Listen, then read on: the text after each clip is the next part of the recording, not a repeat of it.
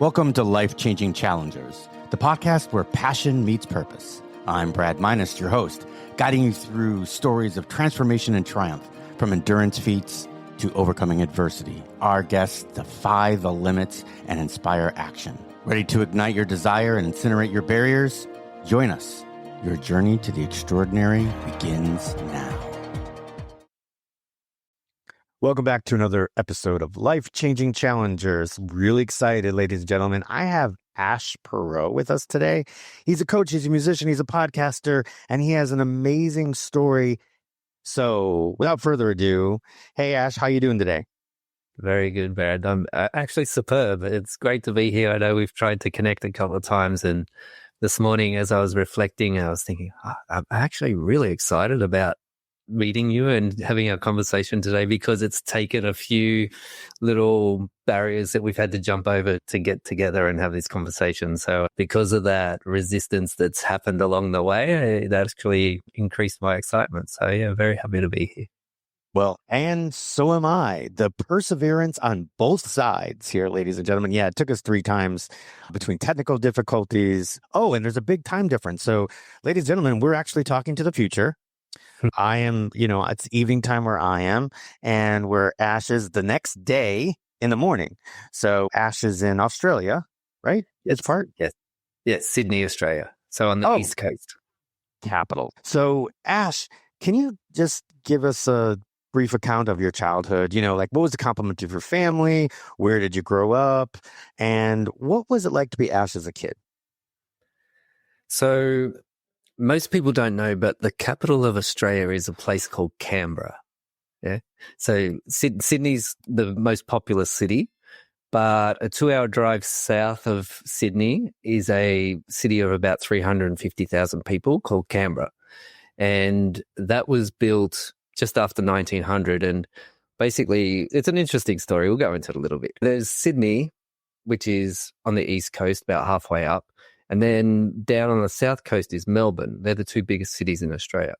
And so when Australia gained its independence from England, who invaded in 1788, and so Melbourne and Sydney couldn't agree who should be the capital. And so they decided to create a new city somewhere in between the 2 cities. And they wanted it away from the ocean so it wouldn't be threatened by naval attack. I grew up in this government town called Canberra.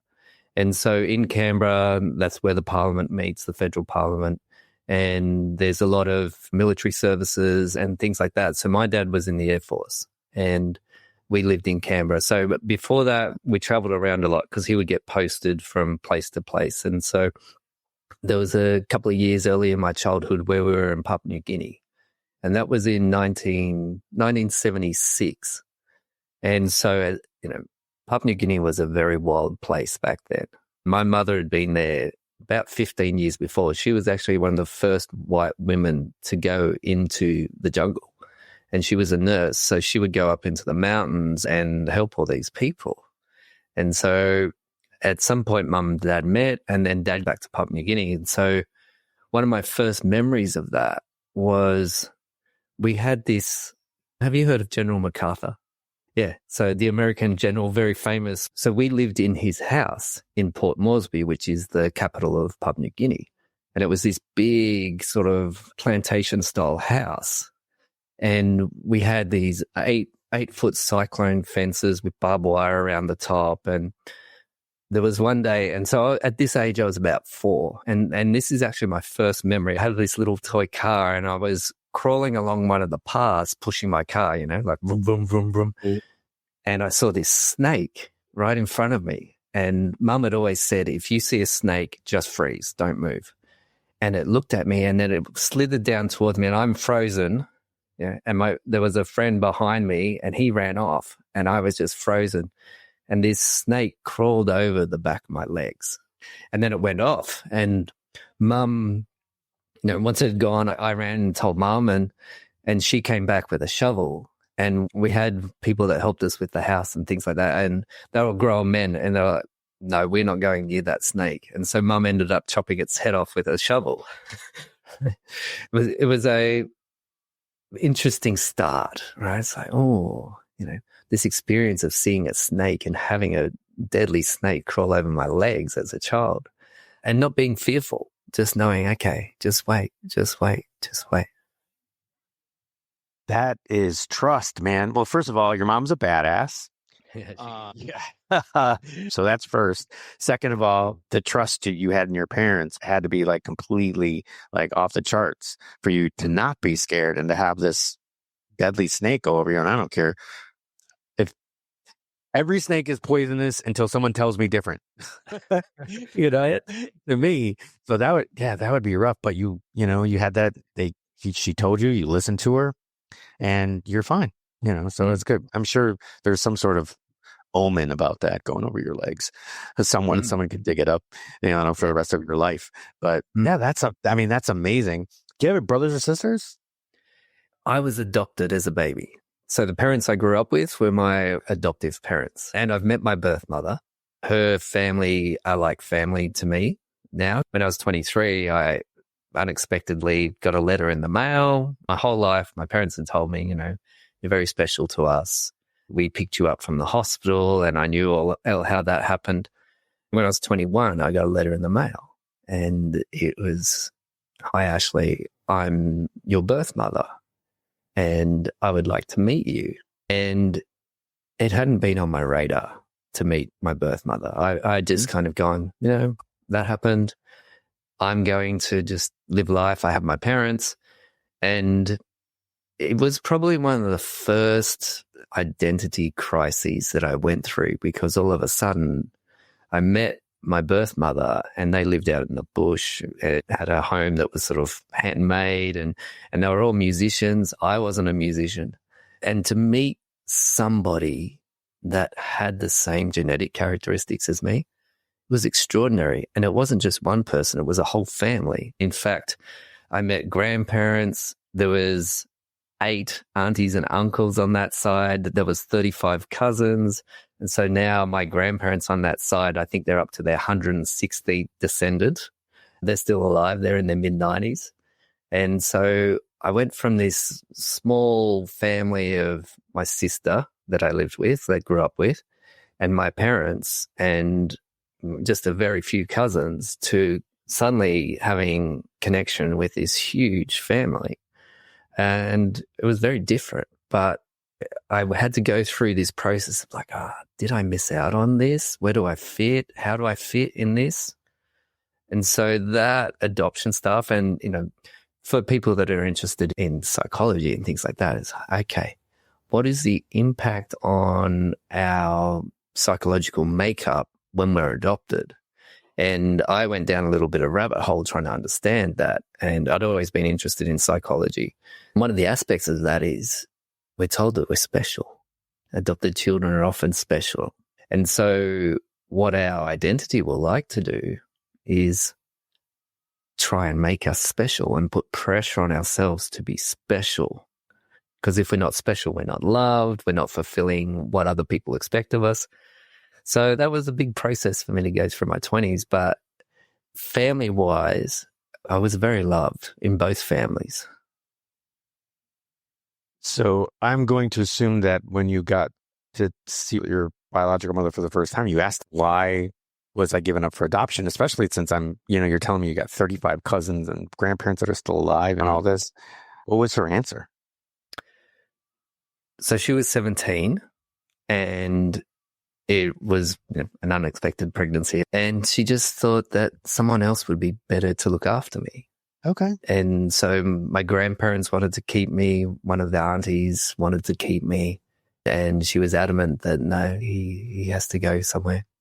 And so that really, it hurt her for a long time, still hurts her, that she gave up one of her kids. And my siblings from that side, they've said to me many times, Mum would just be so sad at Christmas and Easter and things like that, and we could never work out why. And it was only when they were in their middle teens that she told them she'd had a baby and given the baby away. And my youngest sister, who at that age, about 13, was like, well, Mum, let's just go find him. And so she went to the local courthouse and somehow was given my details, wasn't meant to be given my details. She asked for my birth certificate, which had my adoptive parents' names on it. And from there, she opened up a phone book. And so she lived in a sort of rural area, coastal rural area. And she looked up the nearest city, and there my parents were in the phone book. And so that's how the letter came to be delivered to my door. That's amazing. I think we might have to define phone book. That is Google for names and addresses and phone numbers in written page back then, just so everybody understands that. I just want to make sure we define what a phone book is. But no, that's an amazing story. I was a foster parent set on adopting, and there was a family member came out of the woodwork. Unfortunately, we had him for 11 months and we were getting ready to do the final adoption. And unfortunately, sister came out of the woodwork. And here we've got the Clinton Adoption Act basically states that blood family has priority, no matter what. You could be in any stage of it. And if they come out and they don't want to give up rights, then the child's automatically to go with the blood. So unfortunately that happened to us, but but I get it though. I was totally in love with this child. So I think obviously you are one of the lucky ones. You got a great childhood. You had adoptive parents that were fantastic. And then you found your other family. I think what a wonderful story that is. Yeah, it's not a common story. Most people that are adopted meet their birth parents, but it just doesn't work out. And it's very interesting for me around nature versus nurture. I'm blessed to have seen both sides, right? I can go, I can see that was from my upbringing. I can see that I have a certain way of being that is different to the rest of the family. But then I can also see the genetic passing. So, for example, when I first met my birth mother, I could not get over just looking at her, just going, wow, she has the same eyes as me. And when I met my grandfather, we were holding our hands together. I was like, wow, someone has the same hands as me. For 22 years, I'd never seen anything like that. It was extraordinary. But I got to see different ways of being and different ways of thinking and relating. And so that was a real gift, but it was challenging at the same time because the little voice inside my head's like, I don't fit in, which it wasn't true. There's always that part of our minds that's trying to put us in a little box. Where do we fit in the tribe? And then you're at some point, do I want to fit in the tribe? Do I need to fit in the tribe? There's all those other different questions that pop up at the same time. Family is, I don't know, everybody that I've talked to that have come across their family, whether they get along with them or not, there is this deep-seated connection in there that seems to overtake any kind of nature environmental situation. I've got 12 cousins and I've drifted from many of them since high school. Yet the minute we see each other at some sort of family event, even if it's been 10 years, it's like you pick up where you left off right there. There's a connection there. You can feel it. There's a blood bond there. So I imagine after being there for a while, you probably felt the same thing. Yeah. And, the tribe survived because of tribes. Like one human out in the jungle, the desert, the forest, hunting a woolly mammoth, it doesn't actually work very well. Whereas a community with rocks and spears helping each other, that's how humans survived. And so it's built into our brains that we have a tribal sort of system of control in our brains. So, for example, fearful about what people think, that's where that comes from, because you can't go against your tribe. You can't harm the tribe. So when we put ourselves in a courageous or vulnerable place, people will often put themselves out there. And then afterwards, they start judging themselves really harshly around, well, I didn't do this. If we stay aligned with the tribe, with the values of the tribe was more likely to survive. If you go away from the values of the tribe was less likely to survive. Yeah. And so now we have this, we're very spoiled, right, with the resources that we have access to, but we still have this primal structure in our brain that's trying to hold us in the tribe. Yeah, and now tribes are digital. So, you can be part of a tribe and never leave your house. I have a question for you because you said that your biological family was a family of musicians. Mm-hmm. And you said you met them at 21. So at 21, you had yet to pick up a musical instrument? I had about maybe 8 months when I was around 12 years old of playing guitar. My amazing mum had facilitated guitar lessons and I liked it. But I changed guitar teachers and the new guitar teacher I didn't resonate with. So the guitar went by the wayside. And at some point, just around the time I met my birth mother and her family, her husband showed me a few chords on the guitar and it was like my brain just went, what is this? And I became obsessed with guitar for 20, 25 years. Like literally, I wouldn't say I'm obsessed now. Now I just sit down and play it and occasional gigs and things. But it was like my brain just went, whoa, music. And I'd always listened to a lot of music, gone to lots of gigs, loved music. But to be able to play music, that opened up portals for me. I playing and went down that whole road of being in bands and was very blessed to have a band that I was in go quite well and travel all over Australia and festivals and airplay in Europe and did the whole film clips and radio interviews, which to me was extraordinary because I didn't start playing until I was in my early 20s. Most people were way ahead of me. I felt like a massive imposter. I was like, well, I don't even know what I'm really doing, but I'll just keep going. So, yeah, amazing experience. The whole fake it till you make it. I get it. Yeah. I played clarinet and saxophone in high school. Then I'd gotten into musical theater. I was very happy that I had spent so much time playing the clarinet and the saxophone because I could read music. So then when I started to sing, I could read the music. So I could sight read.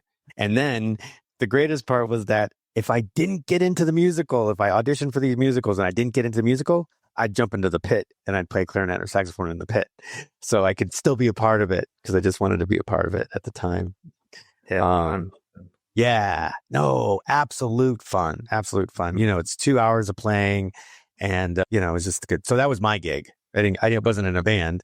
I would just be in these orchestras and the orchestra pits and then, play with that. But it was just so much fun. Just a blast. What kind of music was it? What kind of music did you guys specialize in?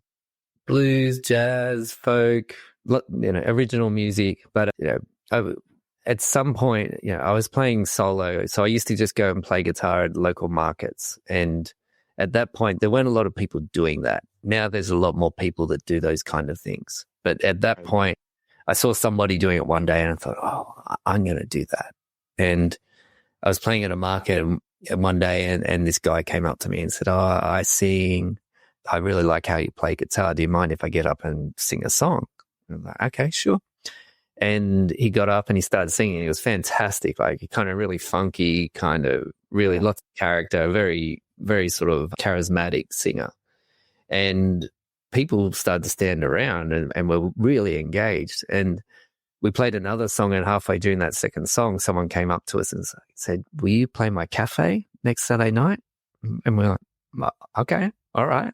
And she said, are you guys friends? And we looked at each other, we laughed, we said, we are now. And, I think maybe we're up around 700 gigs that we've done together and best friends. And so that's over 15 years ago and it just morphed. It was like this thing that just happened. All we were doing was doing what we loved with no expectations. And people just kept booking us for gigs and it just got bigger and bigger and musicians started saying, phenomenal musicians, can we come and join and play with you? And we kept saying yes. And so this phenomenal band was formed. Ryan and I, we didn't know what we were doing. We had no idea. And we had just these consummate musicians playing with us. We kind of had the spirit, the energy. They had the technical aspect as well as great energy. And it came from no expectations. And I was just thinking about it the other day, how important it is to go forward with no expectations and that sense of passion and just following the trail of fun, how important that is into life to have fun. And the passion, there's a passion for something, you had a passion for music. You both had a passion. You shared it. It connected. And, something incredible came out of it. And I think that's a lot that we're missing out on today. Actually, when I'm scrolling through Instagram or Facebook, a set of videos that I love, these set of guys in Europe that will go to like a European mall or in a airport, and there's a freestanding piano just sits there. And you know what? At first, I thought this was a setup, right? Because there was a lot of these videos everywhere. And at first, I thought it was a setup because I was like, oh, this doesn't happen. And then I was at Heathrow, and there is a piano sitting in the middle of the International Terminal 5. Nobody was playing it when I went through. Of course, it was like 5:45 in the morning, but it was there. And I was like, oh, wow, that's really cool that it actually does happen there. And it's in a very open area. So I'm watching some of these videos, but it's basically somebody sitting down. They're just tooling around. They're playing some songs. And then somebody else comes up and says, hey, can I play with you? Mm-hmm. And some of the stuff is amazing. They're like, hey, do you know this song? Is it okay if I sing with you? Yeah, great. They've got these kids that are prodigies. They're playing a song. Oh, there was this set of violinists that were playing Vivaldi. And this kid, he had to be 10 years old, came up to him and said, hey, and the piano's sitting there. And they're like, well, it's Vivaldi. It's quite hard. He goes, let me try. And he was brilliant. He was absolutely brilliant. And these three people made this connection right there through music. It's amazing the universal language of music. You can play music with somebody, and when you connect in the music, you get a sense of who they are. And it's just such a universal language. That is amazing. Did you go to university?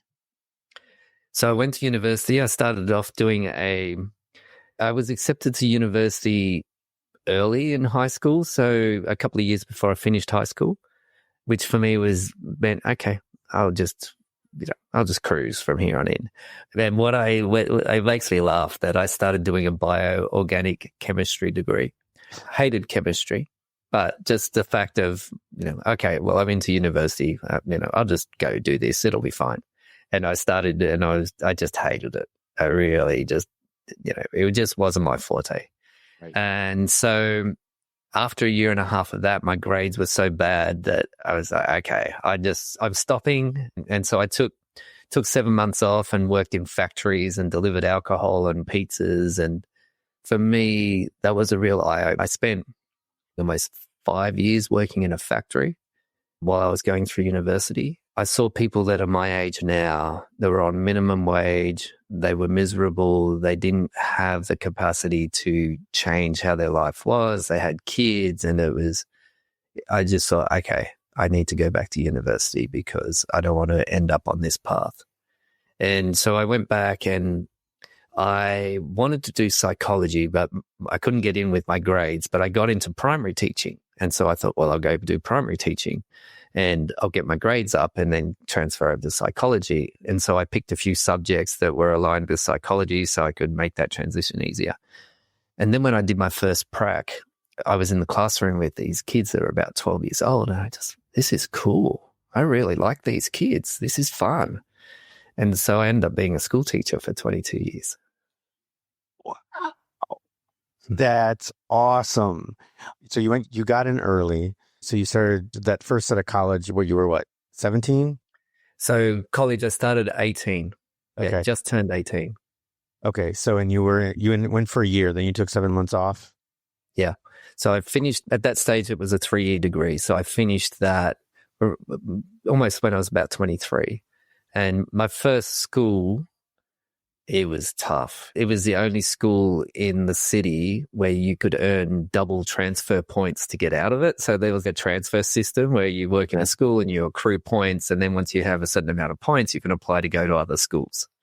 This was the only school where you could get double transfer points because it was so tough. And there were times I felt like I was in Jurassic Park, when the velociraptors are trying to get in. At lunchtime, I'd be in the classroom and kids be throwing rocks at windows. But what I found was I got really passionate about helping the kids, particularly the boys that had the real behavioral issues. And so that led me to do a master's in education. I ended up in London doing a similar kind of role, working with children who were either permanently excluded from school or about to be permanently excluded from school. I thought that school in Australia was insane when I went to this particular school that I was in London, which was on the verge of being shut down. If the schools were too violent or not meeting their outcomes, they would go on like a probation. And if they didn't succeed in the probation, the school got shut down. And so this is where this was at. I'd never seen anything like it. The first day I went in, they employed me as a behavior teacher. There was already one in the school, but he needed help. So I came in, it was an all boys school, and they're like, just come in for a day and see. We'll put you in some classrooms. The first class that I was in, there was a fight with 6 boys in it, fisticuffs, desk throwing things thrown everywhere. I was like, oh, okay, all right.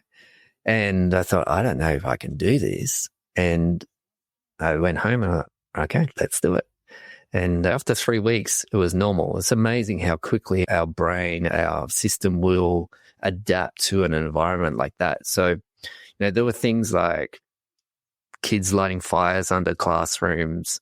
While the class was happening, there was a lot of violence. There was a police officer permanently posted at the school to try and address the violence. And so it was a very hard environment to work in. But I came back to Australia and everything was different. This was the comparison, right? Once you've experienced something and then you experience something else, it's like, okay, it's not that bad. I mentioned to you that I had a foster child that I was planning on adopting, and his name was Sean.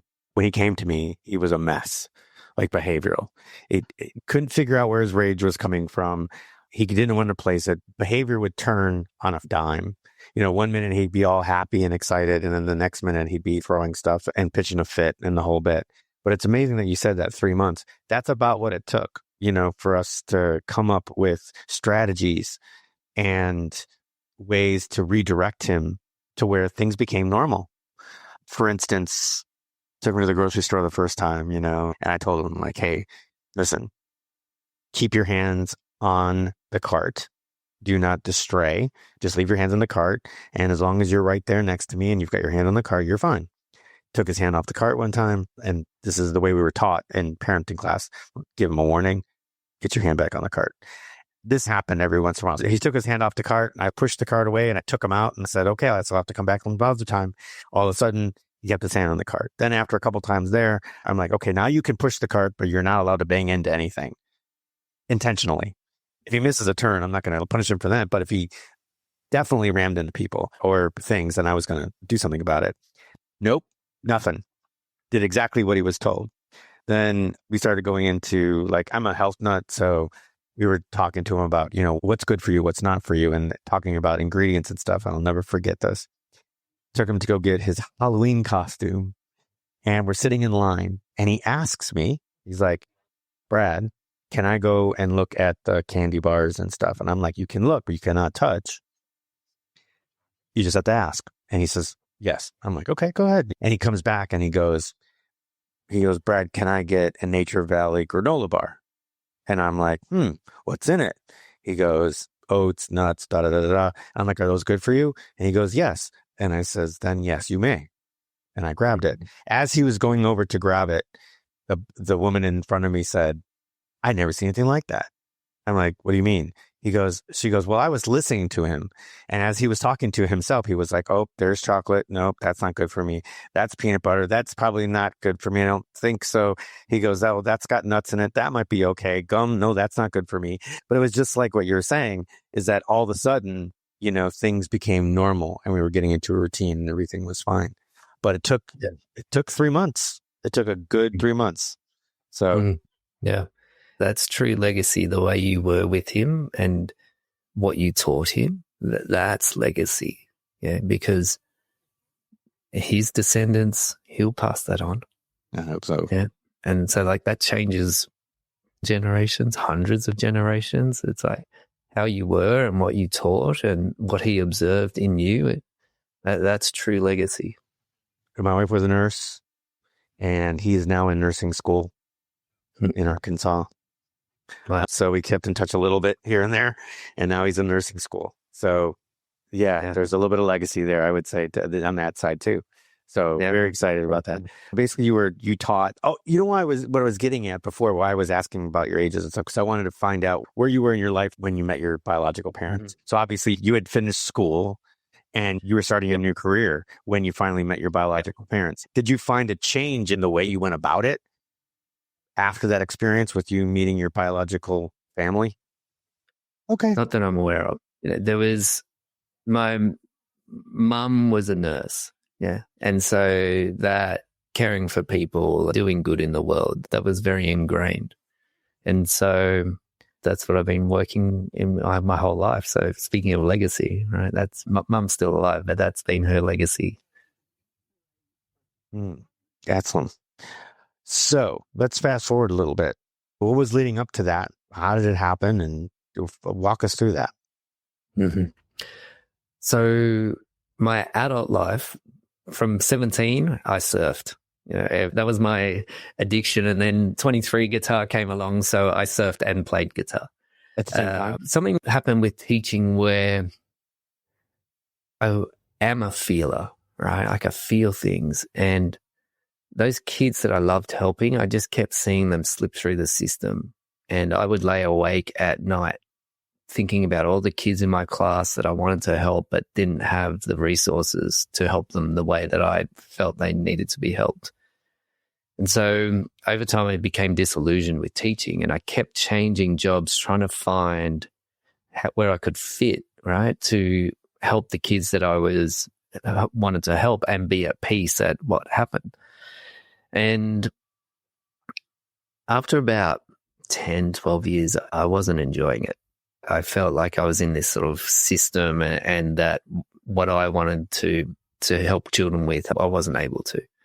And I was on holiday, and I'd been surfing every day. And towards the end of the holiday, my back was getting sore. And there was one morning where the surf was really big. There's no one else out. And that's what I loved. I'm like, okay, I'm going out. And I heard this voice in my head say to me, if you go surfing today, you will hurt your back. And I thought, bring it on. I literally said, bring it on, because I didn't want to go back to my job. And so I grabbed my board and I start paddling out, and the waves are quite big. I dive through the first wave. Everything's fine. The second wave, I go to dive through, like a duck dive. So you kind of stick your bottom up in the air and push your board through and kind of do this flowing motion with your body to go through the wave. And as I did that motion, I popped 2 discs in my back. And so here I am in this surf. It's big. I can only paddle with one arm, excruciating pain. I make it back into shore, and I managed to stand up. I'm in knee-deep water, and I'm holding my board, and I stuck. I can't walk. I'm just standing there. I can't walk. Somebody came down and helped me up the beach, which took about 40 minutes just to walk up the sand up to the back of the dune.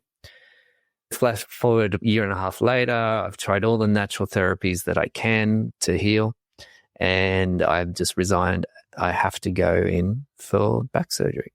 I was on endone, so an opioid, had been on that for 6 or 7 months. It was at the point where it was very difficult for me to do my shoes up. It just wasn't great. And I'm like, okay. So I was going in for spinal fusion.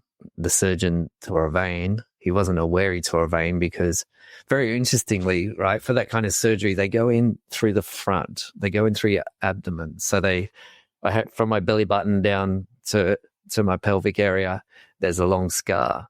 And what they do is they cut it, they open it up, they take your intestines out, right? So they're still connected to your body, but they take all the tubing out. And then they work on the discs from the front, because most of the nerves run down the back of the spine and they don't want to harm the nerves. So in that process, they had to move a vein to the side gently, and veins, they're very, very fragile. And so lower down, because of the tension on the vein, it tore in my groin. They didn't know that. So they did the surgery, stitched me back up, and then sent me back to the ward. I bled internally for 16 hours. So what happened? So the next morning, the physio comes in and he says to me, we'll get you up and we'll start rehab. And I say to him, and I'd been telling the nurses all night, I'm in a lot of pain. And they just kept, press the fentanyl button, more pain relief. The fentanyl button will be available again in another 5 minutes or whatever. Okay. And so I sit on the edge of the bed and I look down at my thigh, and my thigh's about double the size of what it normally is. And it's full of blood. And I'd say to the physio, he's young, straight out of college, my leg's not normally like this. And he said, you'll be okay, up your hop. And so I stand up, and whatever occurred in that moment, I couldn't stay standing up. I collapsed. He presses the red emergency button, like the code blue, and the siren goes off. All these people rush in. I'm on the bed, and I'm like, okay, I'll be all right. I'll be all right. I start attaching an oxygen mask and the ECG monitors, and then they start saying, stay with us, Ash. He's not breathing. He doesn't have a pulse. And I went into this hyper awareness of what was happening. So I knew what everybody was saying. I knew exactly where everybody was in the room and what they were doing. I wouldn't call that an out-of-body experience. It was just like I just became very, very present and aware of what was happening. And then I heard them talking about my blood pressure. And they said his blood pressure's 52 on 36. Nothing. Yeah. And I thought, this is serious. And it kept going, right? Like they kept saying, keep your eyes open, stay with us, Ash. And I'm there, and I thought, I'm dying. This is dying. And I had this immense sadness that came, and it was, I'm dying and nobody I love is in the room with me. And that was just an extraordinary amount of sadness that came. And then what happened was I couldn't keep my eyes open. And the last thing I saw was that physio standing in the corner of the room, and he was white, just so white. And I thought, you poor guy, you think you've killed me. And then I blacked out, except it wasn't like a normal blacking out. It was a totally different experience. Well, don't keep us like this. Come on, Ash. I mean, I'm in suspense now. You got to keep going. I don't know if I have more questions. Not a normal blackout. Yeah. And so my experience was that I became these ripples, right? So some people ask, did you see a light? No, I didn't see a light. I was in blackness, just total blackness. But I was ripples, and these ripples were going out and out and out. And I had this strange sense that the ripples were me and I was the ripples. There wasn't a separation between them. I just was ripples. Okay. I blacked out, but I still had this conscious awareness. I probably didn't have the language for it back then. And having told the story, I get better and better at describing the experience. But the sensation was just going out and out and out infinitely. There was no limit. And the further I was going out, the more I knew that I was dying. And so then I started to go, well, I want to stay. And I could hear myself express this. I had this deep sense of being myself.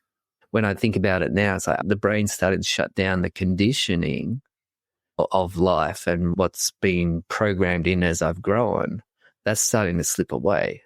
And what I'm being left with is the essence of me. And so I started saying, well, I want to stay for my family. I want to stay for my partner, the kids. And then I felt this warmth come over me, and I said, I want to stay for the work that I do and walk the planet from my heart. And the moment I thought that, I had like a download of what that was and came straight back into my body, opened my eyes. They say, we've got a pulse, he's breathing, eyes are open, and level 11 pain. Like I started moaning and screaming because I'd had zero pain through that whole process, no pain. But as soon as I came back in, level 11 pain, I was like, I'm alive. Wow. That is incredible. It does kind of adhere to a theory that I've always kept. And it's what you've explained almost goes right along with it.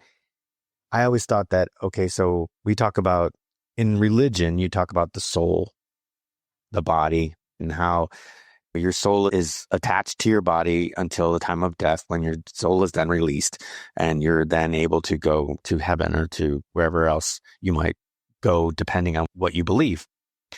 But I always thought that what people thought was the soul was the electrical energy that runs our bodies, right? We create currents. We know it's electricity. We know it's an energy. And science says energy cannot be destroyed. It can only be changed. So that was the energy that left because you didn't have a pulse. So there was no electrical current running through your body at that time. The only electrical current that was going through was what they were doing using the defib and compressions on your heart. It's man-made. But the original energy that was you left. That makes sense with the waves. You said that you were ripples, right? Yeah. Because you started to expand. Yeah. That it goes along with everything that I ever thought. And I'm only talking about theory, things that, reading from other near-death experiences and everything, it just made sense to me. Interesting that you said ripples, though, being that you had such a surfing background. Interesting. That kind of like went along with it. You're very drawn to the water, and just your vocabulary of saying that you became these ripples, that makes a lot of sense to me. So, yeah.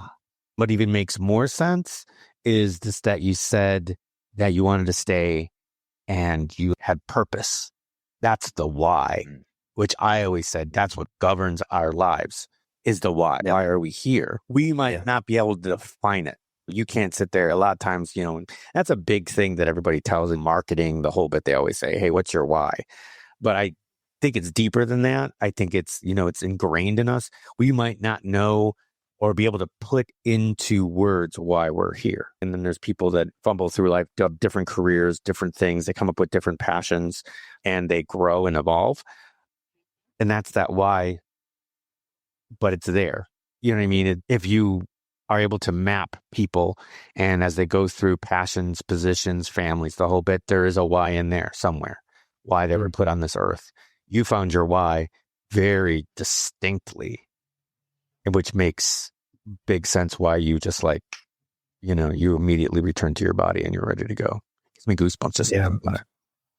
Yeah. And connected to the why was afterwards, I kept thinking, I thought I was living from my heart already. Like I was kind and I was doing my best. And having said that, right, life had been very challenging leading up to that experience, because in 2005, my then wife, my ex-wife, we had a stillborn daughter, right? And from that experience, I had post-traumatic stress. And it took a few years. Like post-traumatic stress can be so subtle at the start, and then it just grows and grows and grows. And so I ended up where I hardly slept for 8 months. So I then ended up in mental health clinics and severe depression and adrenal fatigue. And it literally had taken me about 7 years to get my health back to a reasonable level. And then I had the near-death experience, right? Life was still hard. So the relationship I was in at that time, it was hard. We were doing our best. We cared for each other. And so here I am having this near-death experience saying I want to stay for this family. That wasn't what my purpose was, right? My purpose was to stay for the work that I do, walk the planet from my heart.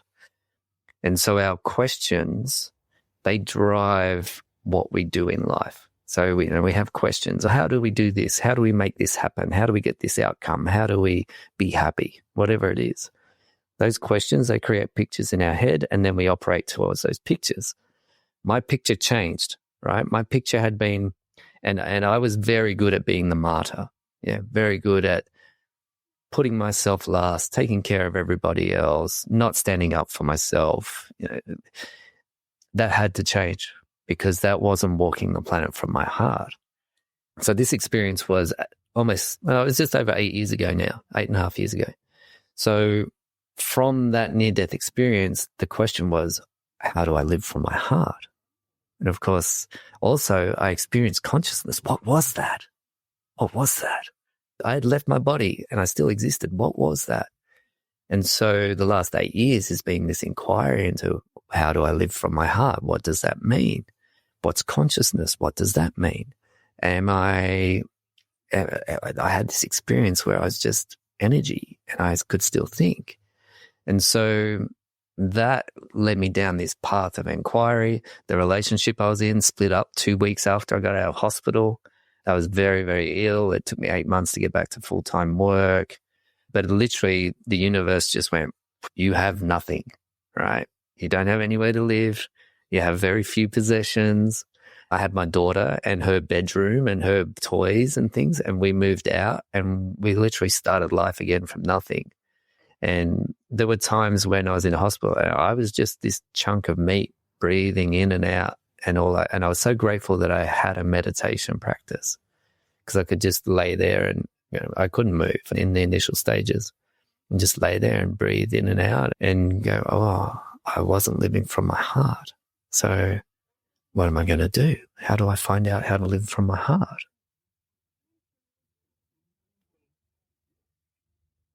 Interesting. So what kind of questions were coming up? How do I live from my heart? Questions derived from that put you down the right path. What was stopping me? In a pre-near-death experience, what was stopping me? Okay. It was conditioning. Yeah, it was upbringing. So it was the stories or the experiences that I had ingrained and the things that I had made that mean, right?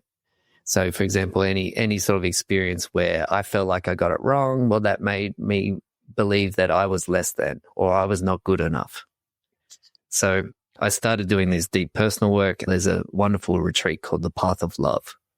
And I had done some of their sort of minor work, and post near-death experience, I thought, okay, I'm going to go do their major retreat, which is a week-long retreat. That's where I'm going to start to learn how to live from my heart. And it was the perfect way to start. I've actually been involved in that work for about 8 years. I've gone and helped and volunteered for about 10 times on the retreat. And that work was life-changing. And through that work, I met my now wife. It was all about, well, what is your unique fingerprint of your heart? How do you honor that? How do you connect with other people? How do you manage being vulnerable? What is the past that's getting in the way, right? Like my past was in front of me before the near-death experience. It was blocking me. And then through that work, I went in and learned, okay, now my past is behind me. Plant medicines came along, because the plant medicines, they open up consciousness, right? Because my experience now from having worked with different plants is those plants, they actually have their own consciousness themselves. Like there's beings that are connected to these plants.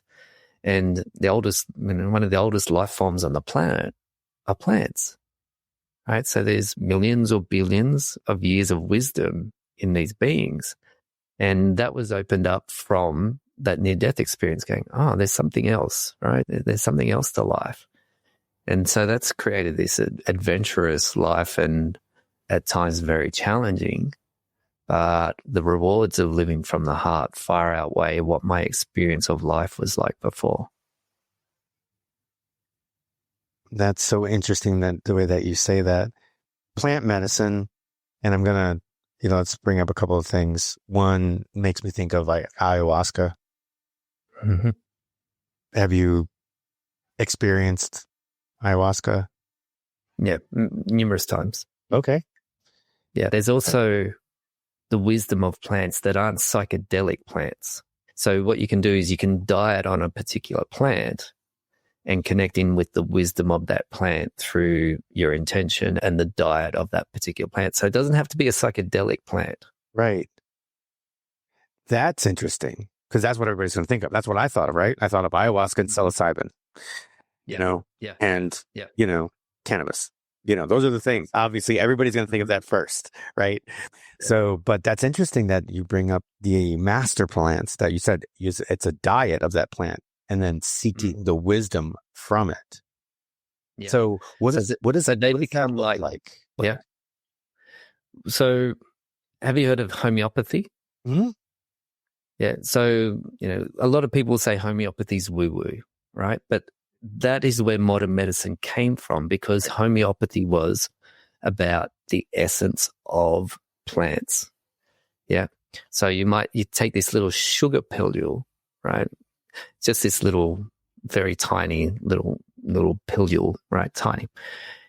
But it has the essence of a plant. So if we go back to when I had post-traumatic stress, right, there was this fear of feeling exposed, and I went to a homeopath, phenomenal homeopath, and she's like, okay, you need to take lycopodium. I've never heard of this plant, Lycopodium.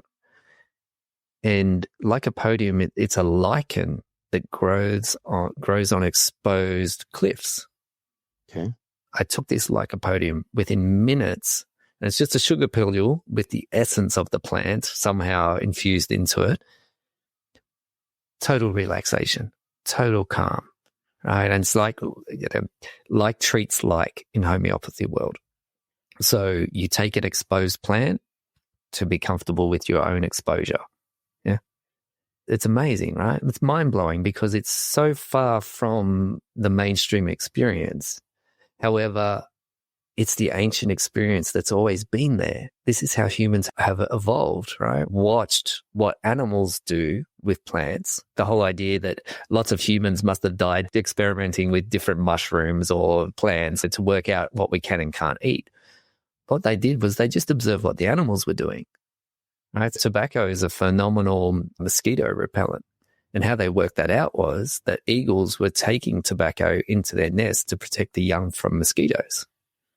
Yeah. This wisdom of the plants, and that's where our modern medicine comes from. Like ibogaine, which they use for addiction, comes from the iboga plant, which is a psychedelic plant with deep wisdom that's very helpful to people that have addictions. If you want to hear a great podcast around all this kind of thing, there's one called Plants of the Gods, and it's a phenomenal ethnobotanist who spent probably around 60 years in the Amazon and traveling around the world exploring plants and the connection to medicine and human consciousness and things like that. A really phenomenal podcast, and it's very scientific and practical. It's not woo-woo. It's not the stuff you can't see. It's very measurable. Those are my favorite kind of podcasts, actually. I love them when they're a little bit more sciencey and like what we're talking about. But it makes sense what you were saying about watching the animals, right? Because we've always been told if your dog is all of a sudden craving grass, you start to see it munching on grass, their stomach hurts, and the grass calms it down. So that's just an example of us watching animals and figuring out what that was. Now we have wheatgrass, and that is very good for your gut. That's incredible. So you said exposure. It's a lichen. Lichens live on the cliff. That's an exposure, and it helped your exposure. Yes, your PTSD. An example that people might be able to relate to more. You have a hangover. You have hair of the dog, right? You have a drink the next day, it helps you hangover. Right? You don't want to keep going, of course, right? Yeah. But there's a little sort of example around treating like. But I find that, what do people say to settle your stomach? Ginger ale, which is actually acidic, not basic, but it does calm you down. The bubbles, the carbon dioxide, and the acidity of the ginger, it calms your stomach down. Like treating like. Yeah, interesting, isn't it? And if you are having stomach issues, something that's amazing for that is peppermint tea. Also, and so this is the wisdom that's come from thousands, tens of thousands, hundreds of thousands of years. It's just that we've been led away from that to patented materials. And then mass processing and dosing changes, heating, cooling, to make changes to pHs and to the actual chemical itself. She doesn't really have anything that the person that she fell in love with back in the 1700s. So she goes back and she stays, but she's a doctor at this point. She had gone through medical school while she was back. So she goes back, she finds the love of her life. They get married, blah, blah, blah.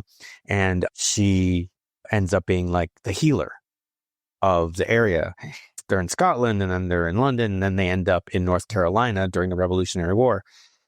And she develops ether to help her to do those bullet wounds and everything so that she can actually get in, well before it's time. But she does it with plants. She goes, okay, I need this, this, and this in order to make ether. What is the first time we were able to have, actually help people with surgery? We were able to develop ether, mold, penicillin. So, I get it. So if we don't think about some of these other plants, like you said, the master plants, then, we're fooling ourselves. And so tobacco, that's a master plant, right? So tobacco is a very cleansing plant, and so there's two strains of tobacco, right? One strain is what people were smoking in Western world, and that became very popular. The other strain, it's more a pure healing strain, right? And so it's very cleansing. But being a master plant, tobacco has a being attached to it, right? So in South American culture, tobacco was the original master plant. And what they found was that tobacco taught them how to make ayahuasca, right? So there's hundreds of thousands of different plants in the Amazon, and tobacco guided the tribes to combine the two ingredients together to make this psychoactive substance. The wisdom of the plants, it's been guiding for a long, long, long time. But in our Western world, we're desensitized, right? We're desensitized to our body. And, people will often say when they go off medications, they realize things were happening, but the medications were blocking them from feeling what was happening. So we all have this sensitivity as our nature, but it's coming back to the sensitivity. And even if we think about emotional sensitivity, we have these layers. Some people say, I feel like my heart's really hard at the moment. Like I'm just not letting anybody in. We're protecting the heart from feeling. We're protecting the sensitivity, but we have the sensitivity that we can open up to. So that sensitivity, is that something that you work with people to obtain that sensitivity, helping people become more heart-centered? Changes everything, because the heart is compassionate and kind and generous and loving, patient. And the mind, it's critical, it's judgmental, it's fearful. And so when we can come from the place of the heart, we can hear the heart, we can hear the guidance, like the intuition, that guidance that I got that said, if you go surfing, you will hurt your back today. It's always there. It's whispering, right? And if we can come into the sensitivity of the heart and connecting with that, and then use the mind as the tool. So I kind of go east meets west, right? In the world that we live in, we need action. We need the warrior aspect of ourselves to come in and take the action and complete the project or complete the triathlon, whatever it is, right? That we learn a lot from that. I mean, there's a lot of benefit from that.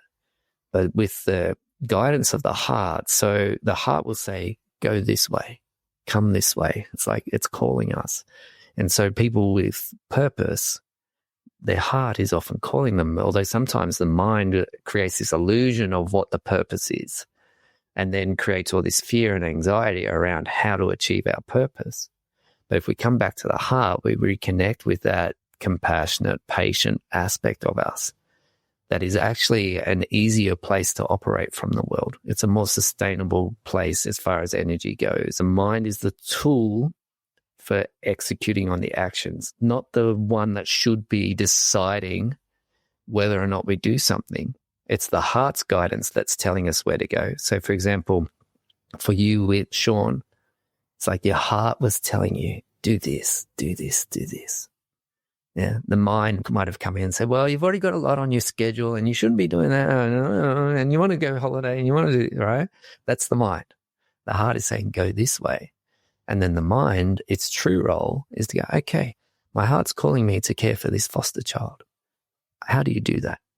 That's something that I would imagine with all the distractions nowadays, whether it be entertainment, social media, news, that you might find a lot of people that are blocked, like can't hear what their heart is saying in order to then execute. So basically what I'm hearing from you was that heart makes the decision, the heart leads you in the right direction, the mind just helps you execute. Yes. Yep. And so if you're in doubt, if you're in anxiety, that's the mind trying to take control. And then it's like being aware of that and going, hang on, mind, you're actually in the back seat. The heart's in the front. This is where we're going.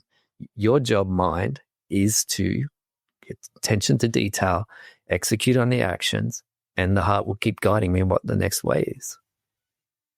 Oh, wow. I talk a lot about that in the mental aspect of triathlon and endurance sports.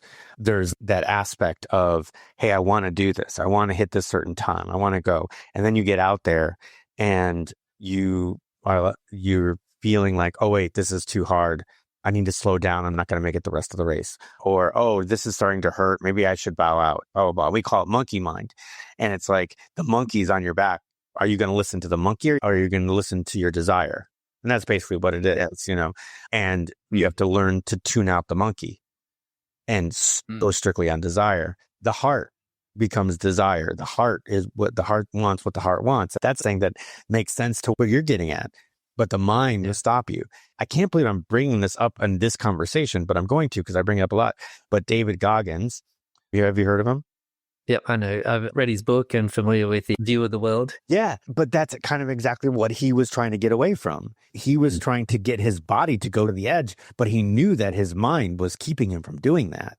That's his whole thing, getting past your brain and getting your body to actually go to the edge of where does it actually start to break down? Where does it break down? And then pushing further. He uses fitness and everything, but it's almost the same exact thing because that was his whole thing. Get past it. When the mind says, that's when he says. So to me, when he goes, oh, I have David and I have Goggins.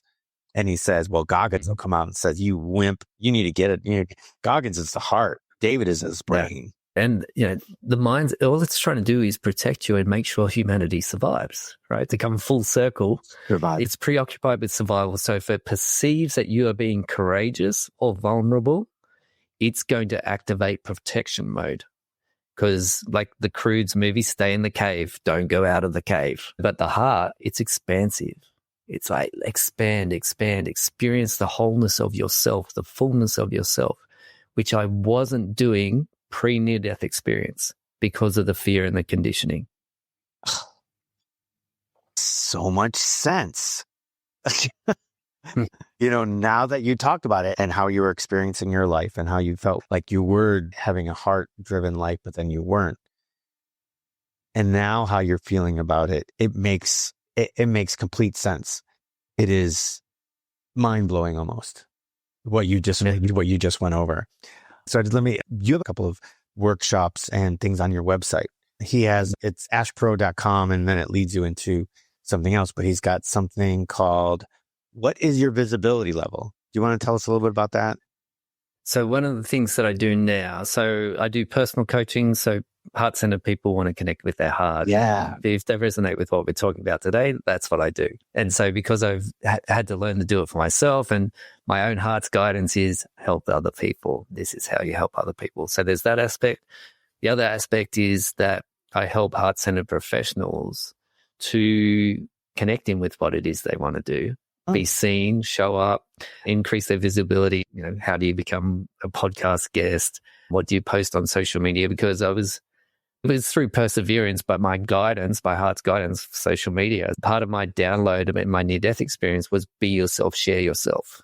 That's why I'm here having this conversation with you, right? That's the guidance. And I know if I don't follow my heart's guidance, my suffering will increase.